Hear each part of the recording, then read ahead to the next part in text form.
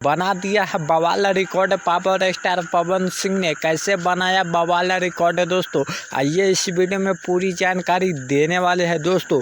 जो कि गाना रिलीज किया गया है गोदी में लेके दोस्तों, ये गाना ना पावर स्टार पवन सिंह का कल मैच में बजते हुए नजर आ रहा था।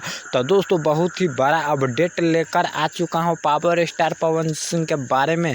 तो दोस्तों पावर स्टार पवन सिंह का फैन होंगे तो वीडियो को लाइक करके चैनल को सब्सक्राइब कर लीजिएगा। तो दोस्तों बिना टाइम लेते हुए वीडियो को शुरू करते हैं। तो दोस्तों आप लोग को पहले हम वीडियो क्लिक दिखाएंगे लास्ट में, उससे पहले बात कर लेते हैं कि पावर स्टार पवन सिंह का ये भी गाना भोजपुरी इंडस्ट्री में बवाल ही कर चुका है। तो दोस्तों गोदी में लेके दोस्तों ये गाना बहुत ही गर्दा है और बहुत ही बवाल सॉन्ग है।